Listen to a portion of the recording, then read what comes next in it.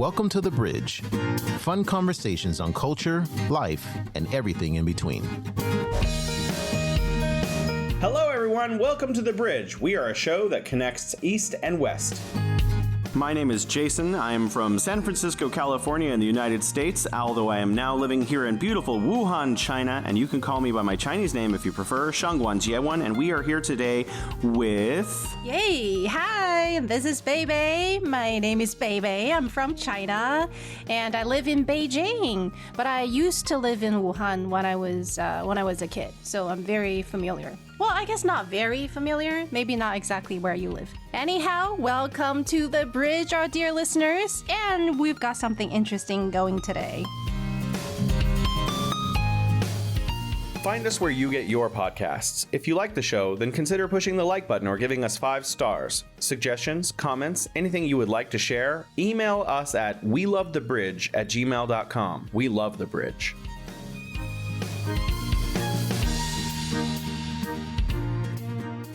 And we've got something interesting going today. Today we want to talk about beverages, essentially coffee and tea culture.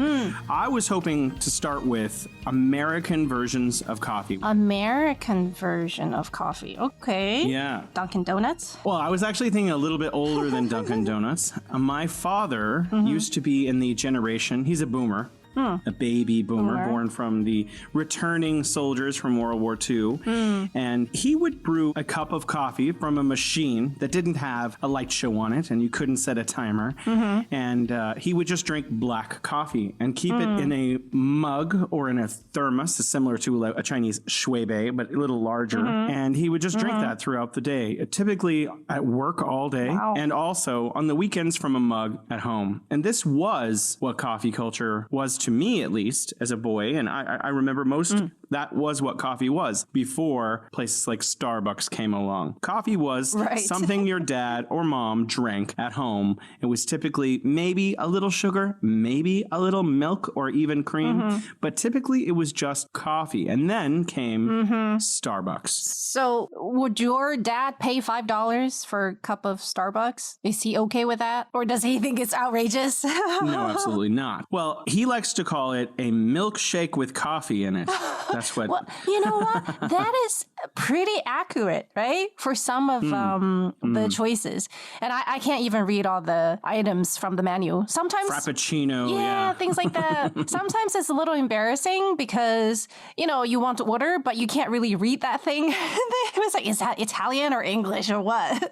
But anyhow, I do appreciate Starbucks, though. I like their coffee. Having gone into live in San Francisco, there are some older coffee shops that have been around since like the 50s and 60s that are based on the original French and Italian style. Oh, let's have an espresso, or let's have maybe a cappuccino, which is just steamed milk with espresso in it. And I think that's originally what Starbucks may have actually been trying for. And it added these sugary additions because it tastes good. They're a business and it sells. Right. Yeah. You have young people are saying, oh, wow, espresso is too bitter, but this yummy thing with caramel in it's so delicious. Right. Anyways, Starbucks has become ubiquitous with coffee around the world in much the way that McDonald's has become ubiquitous with fast, cheap hamburgers and French fries. And so it's spread here to China. And there are, as of 2 days ago, 4,704 Starbucks in China alone. Wow. That's a lot. Yeah, that is a lot. And they have competitors in the United States. There's Pacific Coffee, Costa Coffee, and in China you have Pacific Coffee and Costa Coffee, and there are all these other brands, and they were all competing for a very long time.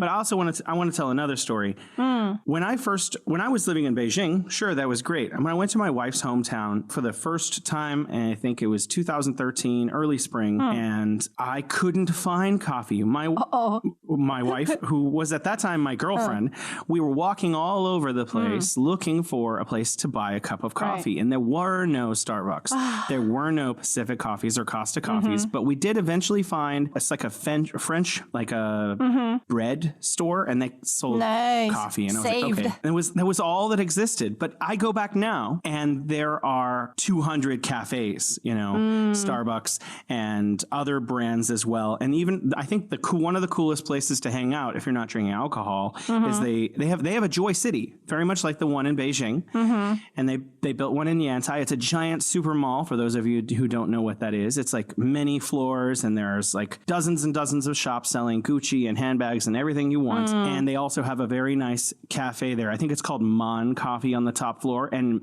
there's a line to get in now. So now it's the opposite. There's coffee shops Everywhere. Everywhere. Before I became a mom, I mean, coffee houses were literally like my favorite places in the world. It was where I would go to restore energy, not really from the coffee. I was in more for the atmosphere. Right? The state of being, I take my book and I go to the coffee house, I order something and I sit and just relax and read. But that hasn't happened too often in the past 7 or 8 years. And, I've been drinking instant coffee for a few years now. My life has been reduced to that. But, even that I appreciate it. At least I have some coffee to sustain my spirit throughout the day. But I love coffee houses. I think you nailed it. A lot of people pay for the place. Right, the ambience. A lot of people go in there with their their laptop and they pretend to be writing their great novel. Is that what you do? And I think I had some moments like that, yeah. Yeah, and I think that's what they were going for Starbucks. They were not just offering coffee, because for that you can buy for 99 cents, from any shop in the States.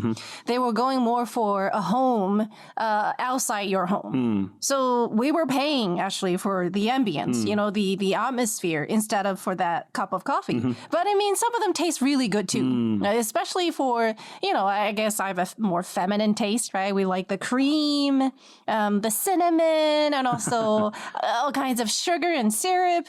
But that's the extra cost. And I totally understand about how the first time that you visit your wife's hometown, you were looking for a coffee house, because that's exactly what happened to me. Like the first time, was it the first time or what? I don't remember. Like whenever we wanted to go somewhere, I would ask my husband. That's a few years ago. Like, oh, so like how far away is it from, does he have a Starbucks or any kind of a coffee house of, equivalent standard? Because that was important to me. That's like how I measure how far is it from civilization, modern civilization. And the first time I went back, we searched online and there was, they didn't have one. And I don't think they even have one now. They have all kinds of bubble tea places, but I don't think Starbucks has made its way there yet. We'll see. But I've kind of weaned myself from that. So anyhow. Decades and decades ago in the United States, there was a kind of a similar phenomenon. The soda fountain. The place that you would get originally just soda used to be like, I don't want my daughter going down there. That's where she's going to go meet boys. And people would use the soda fountain as a social function for young people to go meet other young people. Very similar to the way that Starbucks kind of was originally. And then later came the ice cream parlor, which was like, oh no, the children are in the ice cream parlor. We need to accompany them. There need to be chaperones there because they might talk to the wrong type of person. Is that really? Like that parents will actually worry about that? Yeah, absolutely, yes. Wow. It was very much thought that kids were going down there to like hook up with their like potential future partners, and parents wanted them to meet them in church or introduce them. And so it was like people were worried they were going to run into the wrong kind of people at the ice cream parlor. See, that's something new to me, because in China, we don't really have a soda culture or ice cream. And like everybody loves ice cream, but it's not that major. It's not like something you have to have. And also soda, like soft drinks. It's something that parents watch out for a lot here in China in this culture, not because you might meet someone there, but because of the high sugar content and whatever else they put in there. You know how like sometimes I come across videos of on TikTok, like the caption would be like how American housewives prepare lunch or breakfast or dinner for their kids. And it's usually, there's a small bag of snacks. and then like a bottle of juice, and some maybe Juice box. Exactly, or like a stick of cheese, or maybe like a sandwich. Everything is like cold, you know? Yeah. And a lot of processed food. And the comments like from Chinese viewers, they were like, first of all, they were asked, so is that like before or after lunch? Because there's like so little content, and it's mainly like snacks. We would consider them snacks. Yeah. And there's like nothing hot in there. Are you kidding me? But the juice box, I think in American culture, like people are so like it's part of the diet already. You know, is if you go on a picnic or a field trip, you pack your son or daughter a juice box. Here, no, it's like we know it's filled with sugar. So everybody has their every kid has their water bottle. Maybe it's the case now in the States. I'm not too sure. But for us, mostly the water bottles are filled with warm water. Well, a big thing that happened in the States in a lot of schools, there has been a long period of vending machines, vending like potato chips and what are they called? The orange, I can't even remember what they're called. All the ridiculously really bad for you, but tasty, deep fried, sugary junk food and sodas, you know, Pepsi vending machines and Coca-Cola vending machines and all the junk that they put in that. One thing interesting that happened when Arnold Schwarzenegger was governor of California is he got rid of all of that stuff. Really? And like if there are vending machines, which there aren't very many anymore, you can only get things that are healthy for you now. Wow. Well, how did he get that done? He stepped on a lot of toes over that, I think. He did.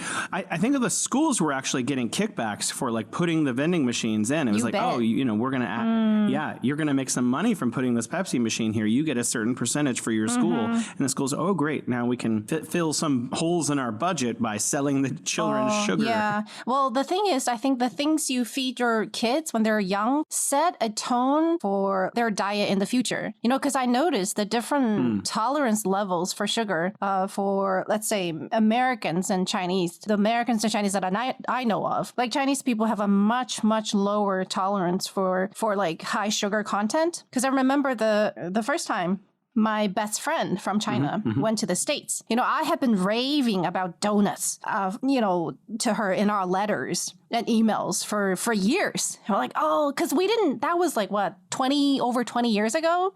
We hadn't heard of donuts, but you know, it's very popular in the States. It's everywhere.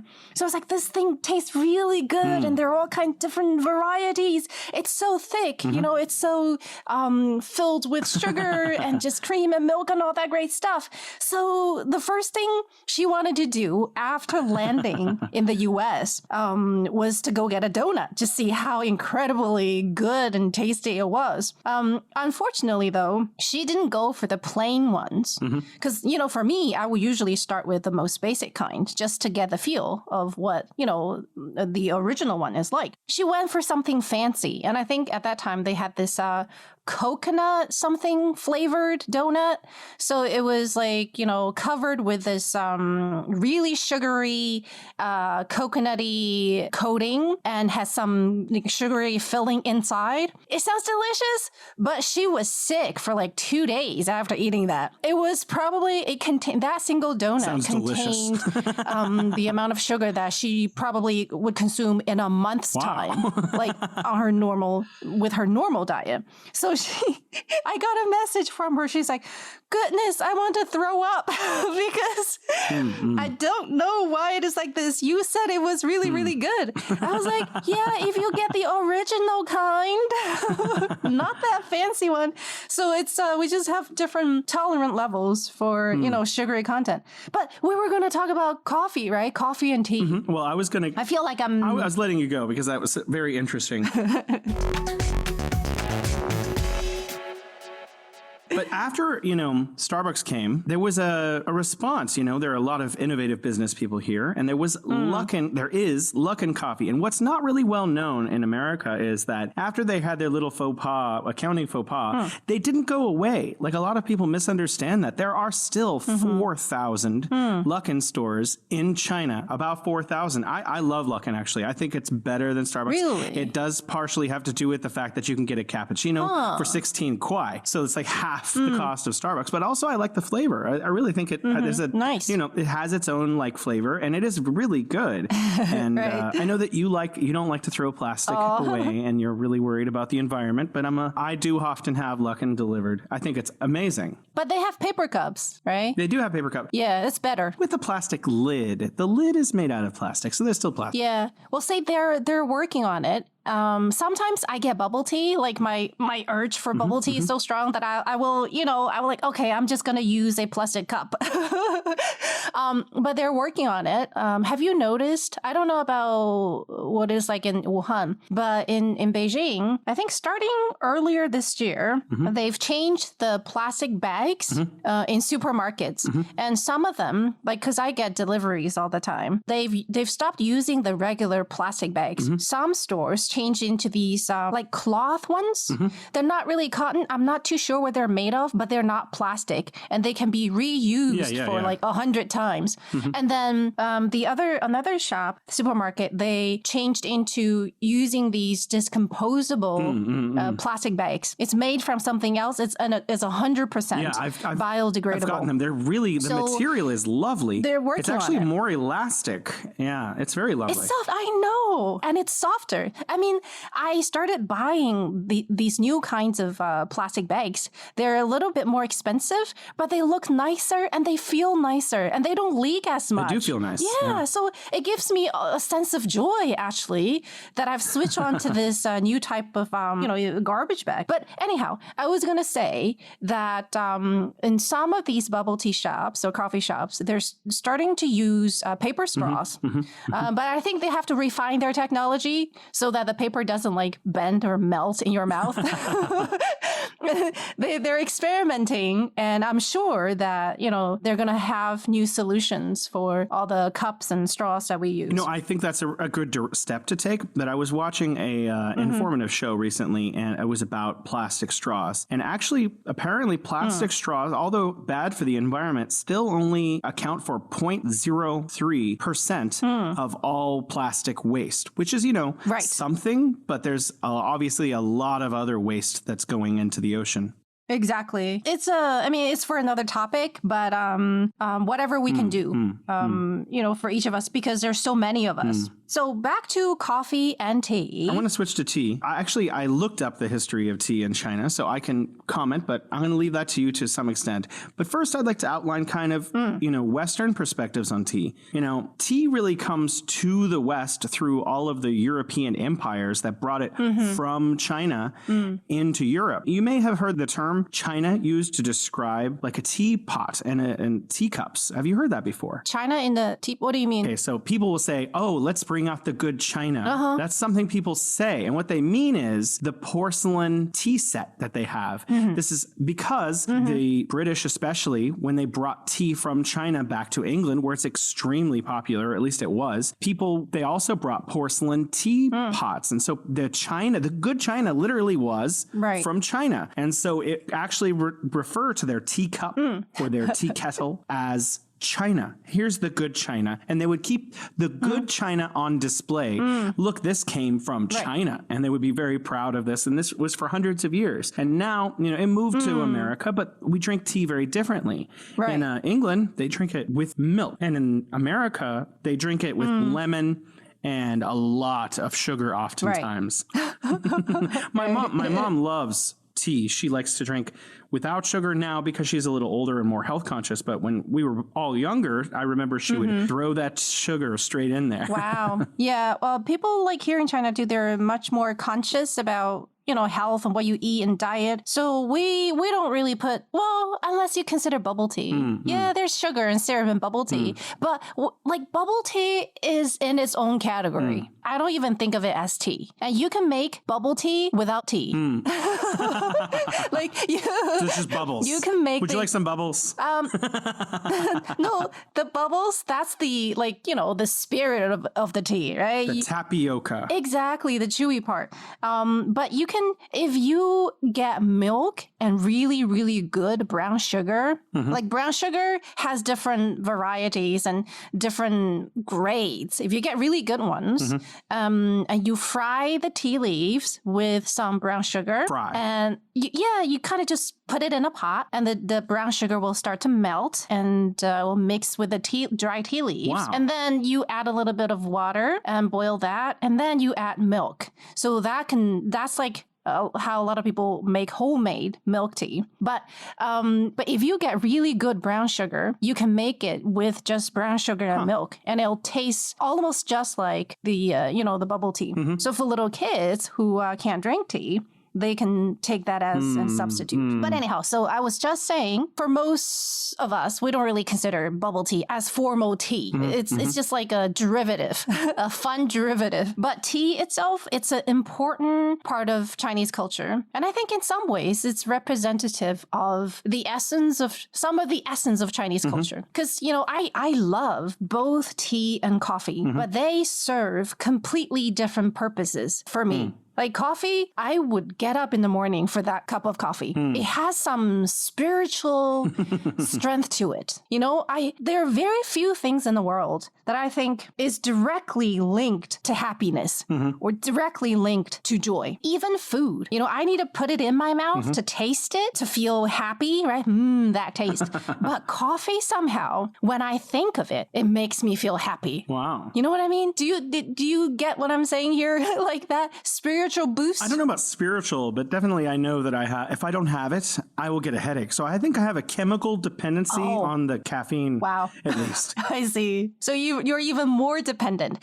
But for me, it's happiness. And I get up in the morning and I enjoy the small ritual, I guess, quote unquote, of making the coffee. I'm down in the gutter when it comes to coffee making. I'm down to instant coffee because I've been a busy mom for several years. But even that, I enjoy the process of scooping out just the right amount of dried instant coffee, and I poured boiling hot water in, and I stir it until everything is mixed, and then I pour in the milk, and I'm going off sugar for my coffee now, and just seeing that when the milk hits black coffee, and that color start to to mix and until it's a certain shade of brown, and I guess each of us have our own shade of brown for your coffee. Like when it's a certain color, you've put in enough milk. Like that process is very soothing and also invigorating at the same time, somehow. Sometimes I don't even have to drink it. I just have to make it.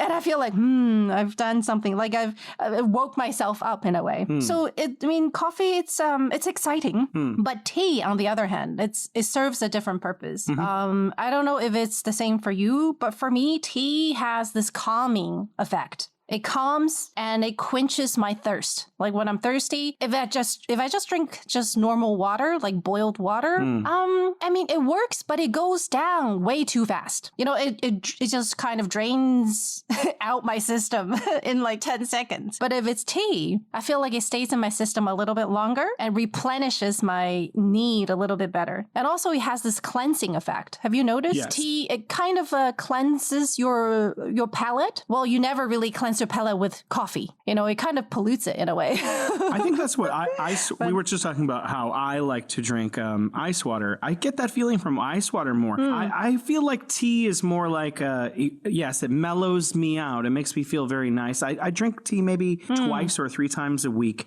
And I do have this feeling, psychosomatic or otherwise, that I know that tea is very good for cleaning out a lot of the pollutants, the toxins. It's an antioxidant, right? Especially green tea. It's famous for that. But for me, fresh ice water makes me feel like refreshed.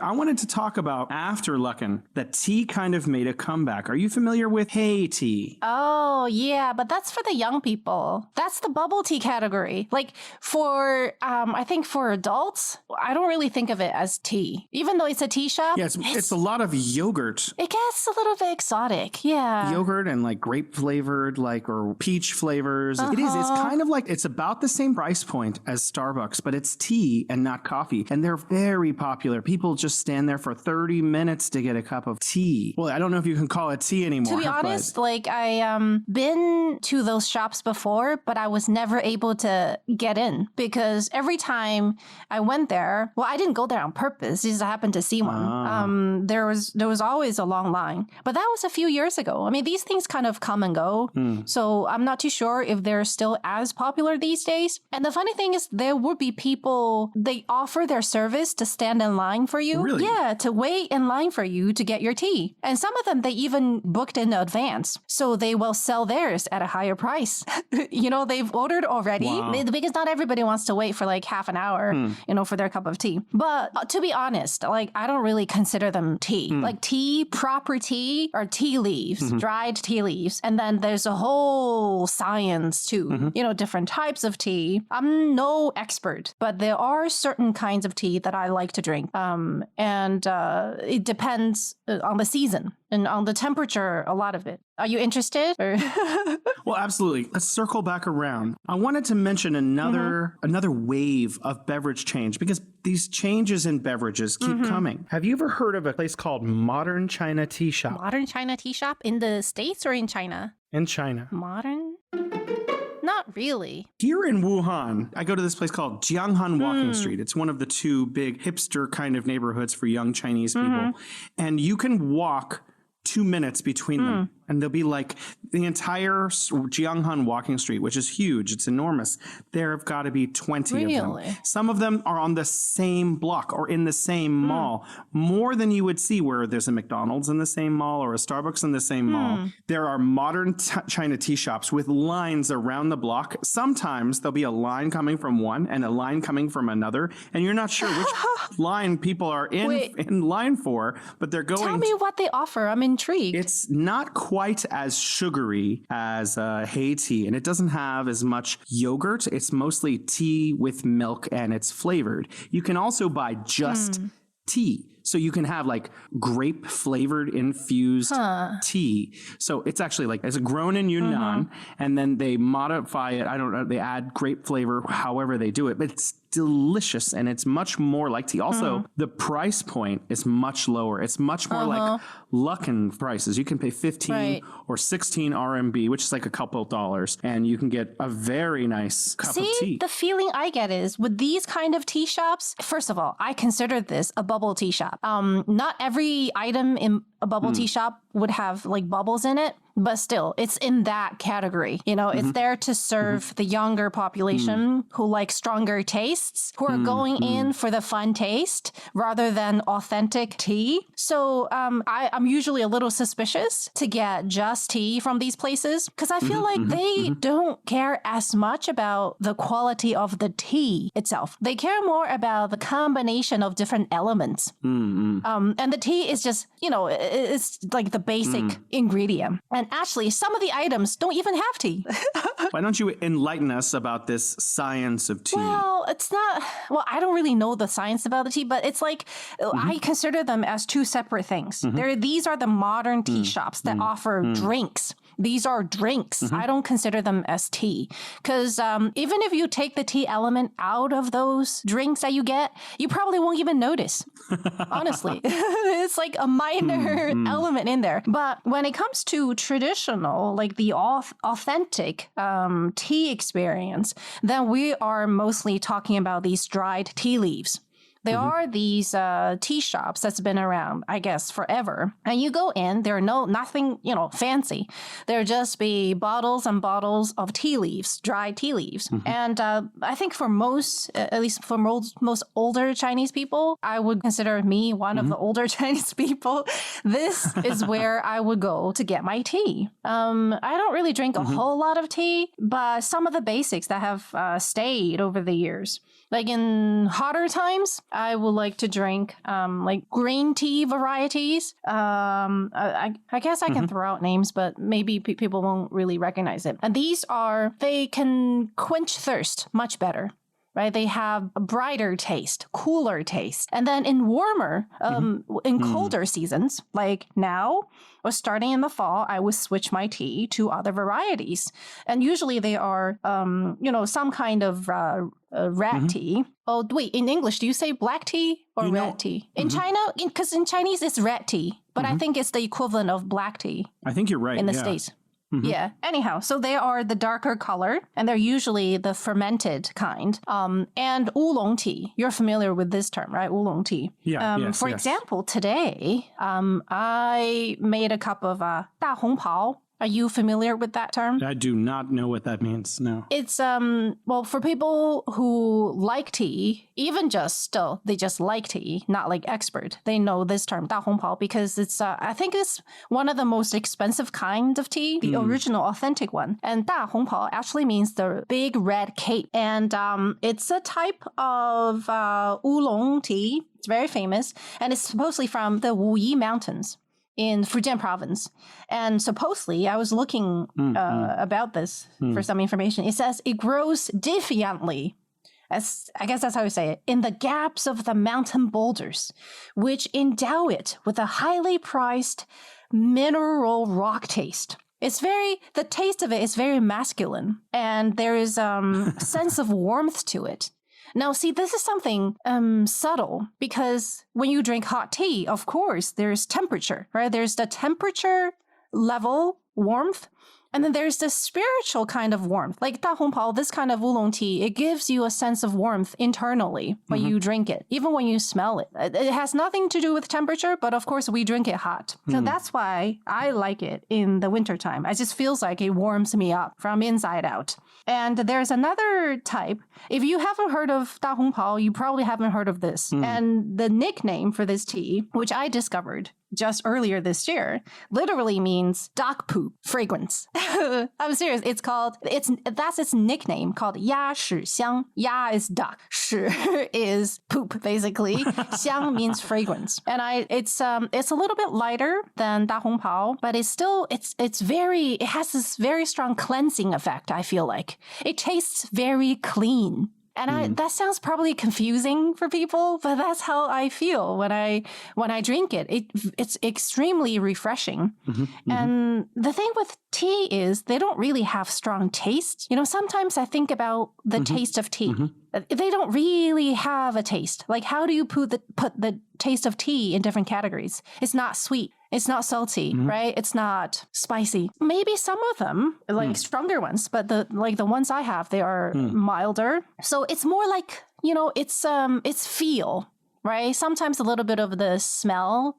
It's just this whole feel you get from drinking tea. It's definitely different from just plain water, but sometimes I can't really put it down in words what exactly the taste will be like. The duck poop fragrance tea.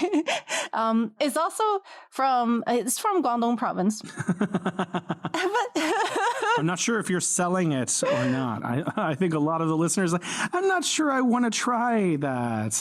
But it's also a kind of Chinese oolong tea. It tastes very good. And despite its name, and as I said, every time I drink it, I feel like it just cleans my whole system. Yeah, and it's light and it's invigorating. It's refreshing. The story is the old man who planted these tea also had ducks. So, his ducks will walk around in his field and they poop. And these became nutrients for his tea trees. And when he harvested his tea, it sold really well because people say, your tea has a special fragrance. It's very, very nice. It's nicer than the other tea farms. And then he's like, oh, maybe it's because of the dark poop that in the field. So anyhow, if you're interested, you can try it out. I would be interested. So you're familiar with the traditional tea ceremony, right?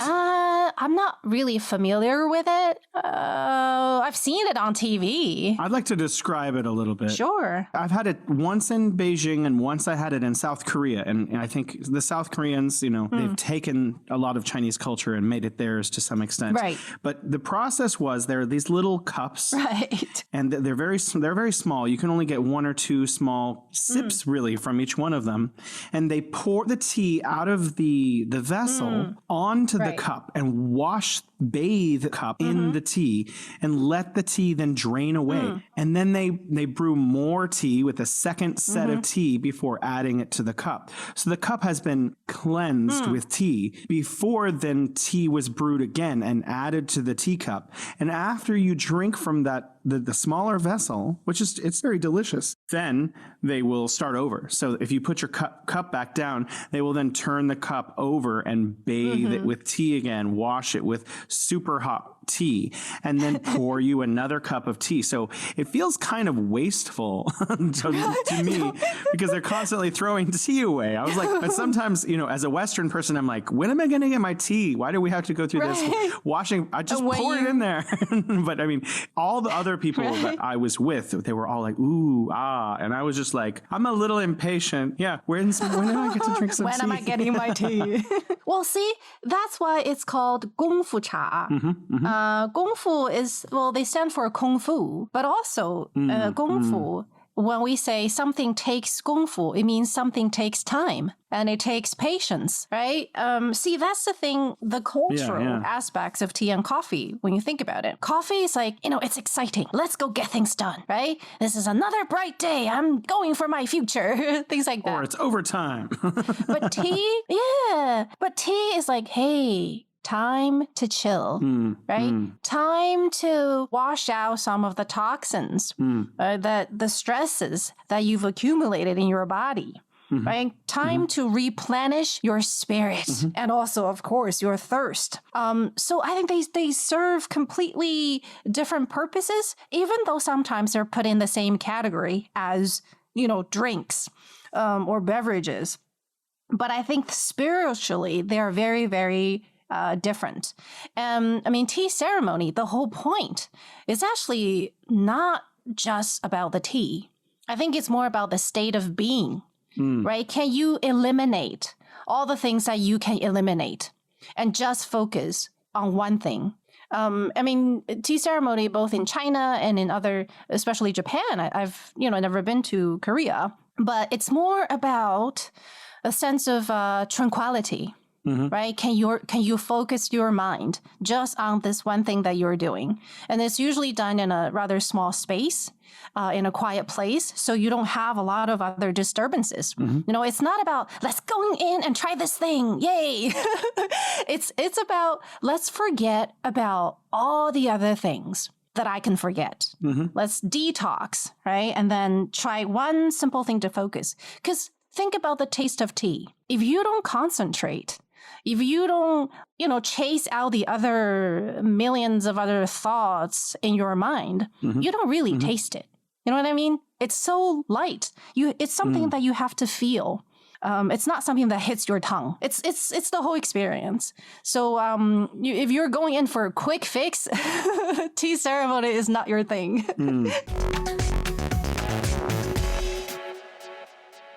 The way that tea is often consumed by most people, it seems, I've worked in a lot of different places here in China, is they have, for the people in America who may not know, they have what we call a Schweibei here, or a water bottle.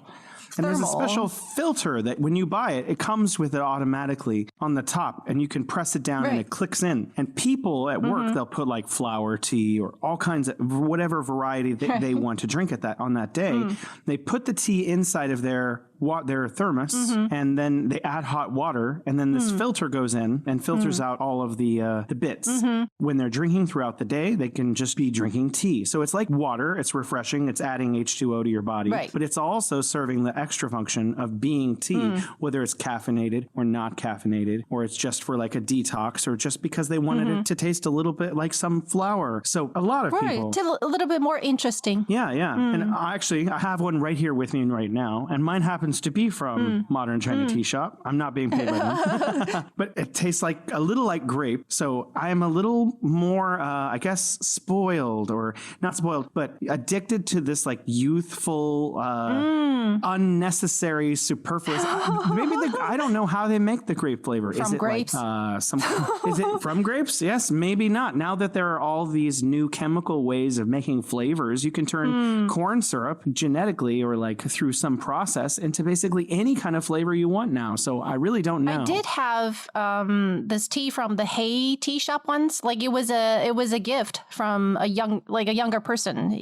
She brought it to me, and it did have whole grapes in it, peeled, and the whole thing tastes. Yeah, I mean, it was very girlish, extremely girlish. I mean, it tasted good, I guess, but how is it different from if I just mix some grape juice in this thing? But I just wanted to add something because you reminded me of how when you were enjoying try to enjoy the tea ceremony, how they washed these things, right? They pour the first serve out. Now, when we drink tea, because usually we drink from tea leaves, we pour in a little bit of boiling hot water. Usually they say 90 degrees Celsius is better. It depends on the tea. Some hotter, some a little cooler. You're supposed to wash your tea leaves. Celsius, exactly. So for the first cup, you don't have to pull the full cup. You wash these tea leaves. You swirl things around a bit, and then you dump the water out.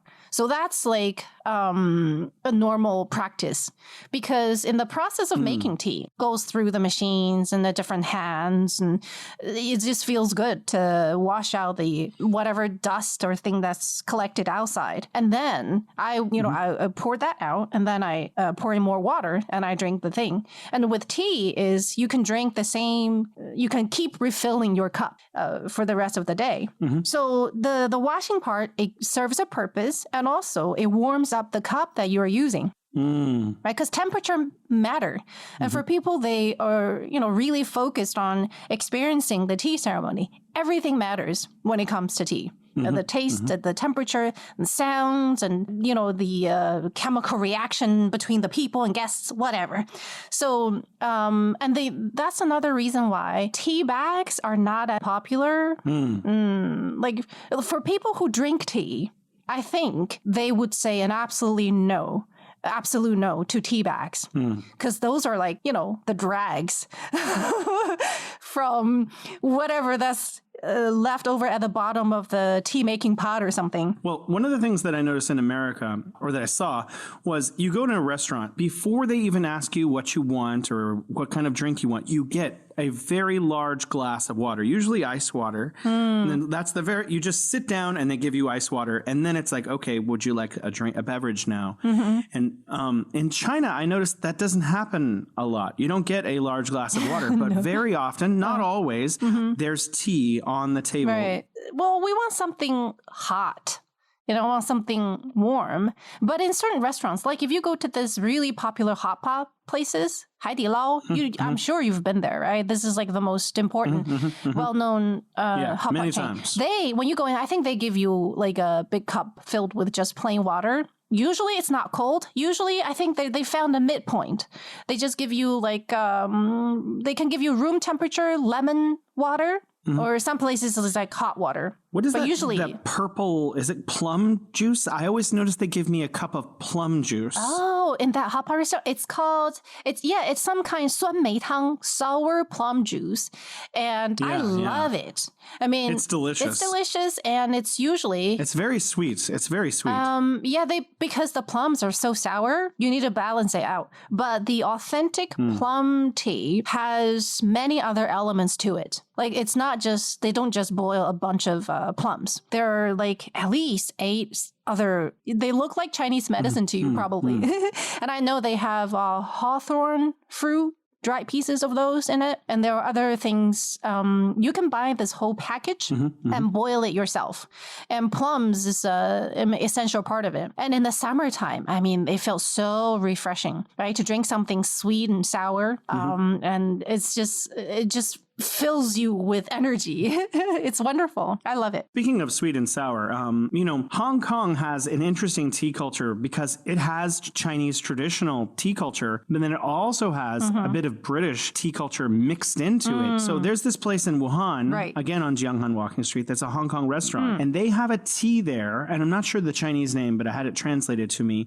It means punch the player, as in like, a player. Punch the player. Wow. So punch the player lemon tea. And it's a lemon tea that is like very sweet and very British, but it is also, I have to say, maybe the best tea I've ever had. I love sugar. I know you just mentioned earlier that you have tried to cut sugar out of your life. I do too, but this tea is so amazing. And I love lemon with tea. Lemon with tea is like, there's bitter and there's sour, and you mix bitter and sour and then add sugar, sweet, and it's just, I can see why they call it a punch.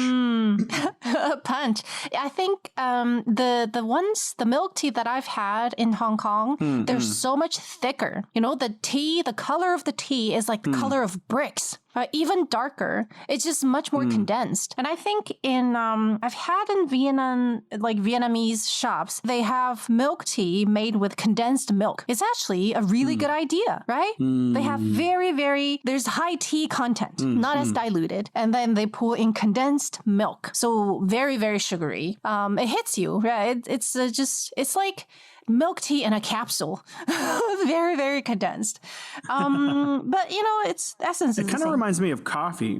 Like the way that the British drink tea, where there's very high concentration of tea when they're brewing it, and then they add sugar and milk and other things. It kind of reminds me of the way that Americans kind of enjoy their coffee.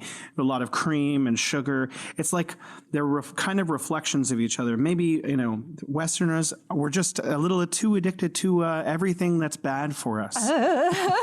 Hey, have you ever heard of yuan yang cha?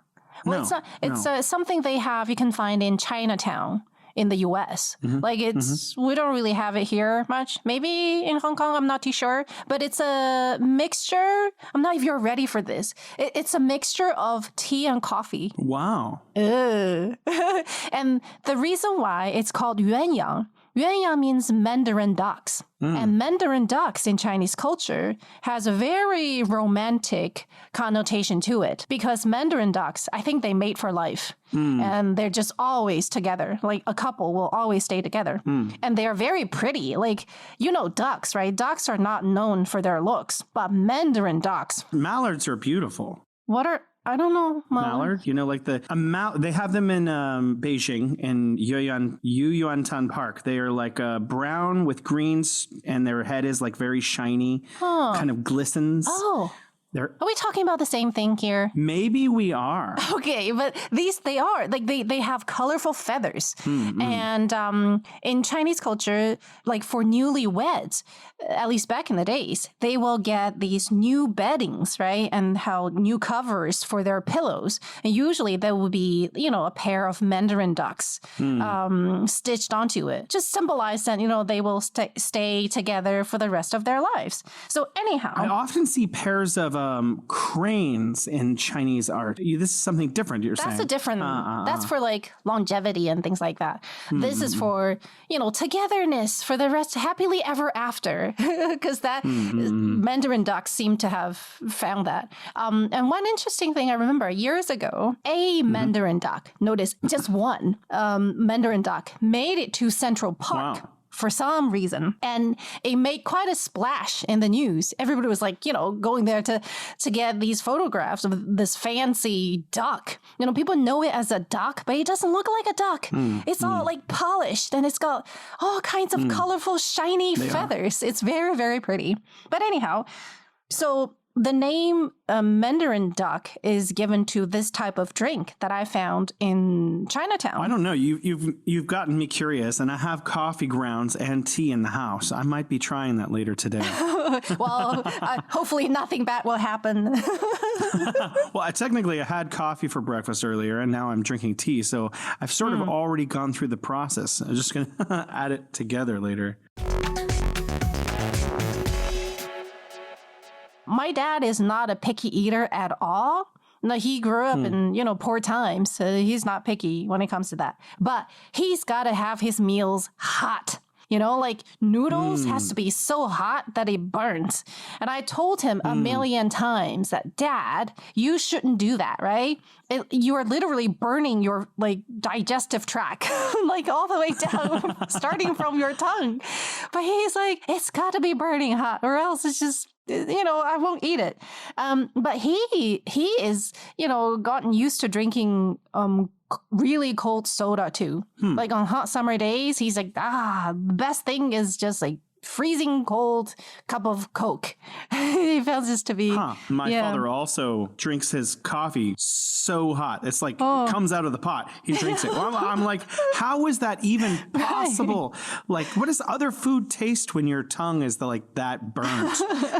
And he's just like, no, this is the way it's supposed to be. Yeah, right. I even found like scientific articles for him to read. I'm like, your increases your chance of getting this and that and this if you keep drinking really hot, like things that's like literally 95 degrees. Or even close to 100. But it's part of the eating experience that he's used to already. It's like noodles or certain things just have to be that hot. Anyhow. This is something maybe that is completely unique to my father. And maybe this doesn't reflect on anyone's culture. But my dad used to work very hard out in the sun. He owned a construction company and he would sweat a lot. And he would need energy and salt. So this is something I saw him do maybe when I was 16 or 17 years old. He took a bottle of Planters nuts, which are like peanuts that are very, very salted.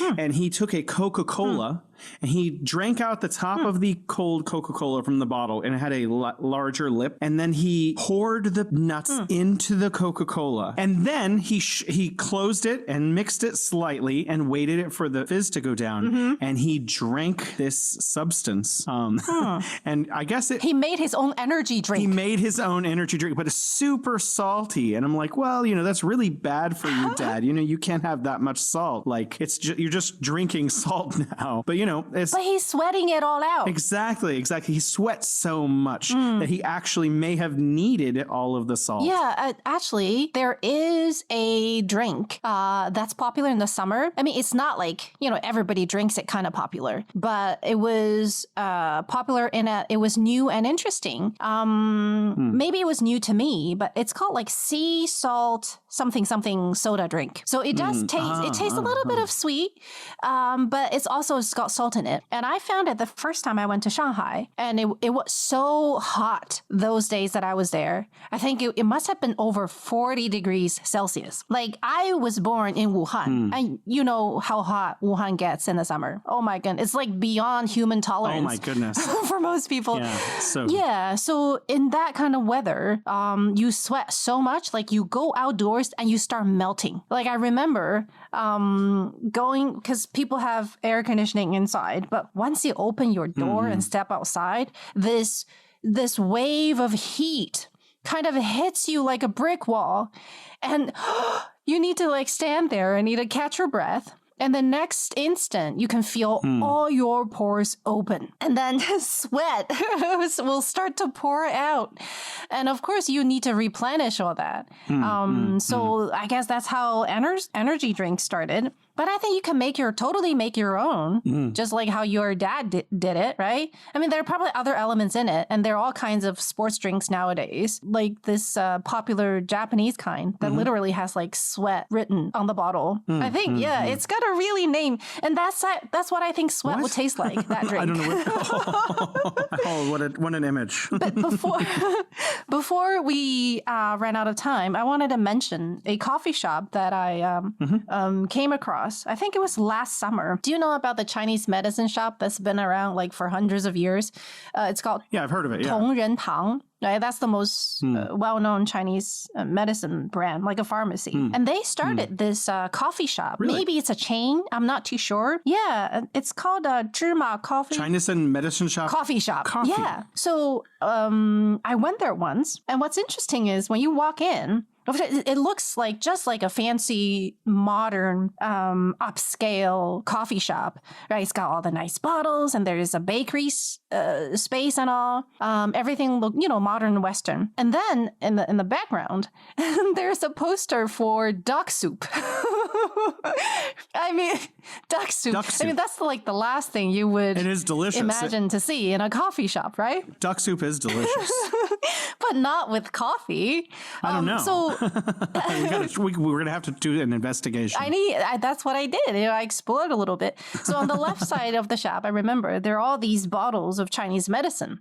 And then the right side is where you order. And it's not actually, it turned out it wasn't that weird. The soup part was like a different part of the shop. You can also get these nutritional soups the Chinese way. So one of them was like involved some ducks, and the other probably like ginseng and other stuff. And then on this side, you can order your coffee, and they add Chinese elements to it, like goji berries. Those are, them, like these red berries, very well known. Yeah, and they're especially well known for super antioxidant. And and also they're good for your eyes. Whenever your eyes feel really tired. And also, I think it's known to just to keep you young. See a lot of people have goji berries soaked in their tea bottle, like for the whole day. Goji berries and dates, right? These are some ginseng slices, very popular. So they mix that into the coffee. And there are different kinds of flowers that they would mix inside. So they would have these lattes that are just like the ones you can get from fancy coffee shops. They're really, really good. And then maybe on top of it, they sprinkle some of these like Chinese medicine elements. But they're just like fruit and other stuff. But it was a very good experience. I think we're giving a lot of our listeners an opportunity for business ideas they can bring back to the States. Seriously, right? Like goji berries. Someday maybe I'll guess you become so popular. We're running out of time. Again? Thank you for all. Yes, again. A lot of this will have to wait for a future episode. Sure. Well, thank you, Jason. Thank you for listening. Thank you, baby. No problem. Thank you, our listeners. We'll see you next time. Bye-bye, guys. Bye.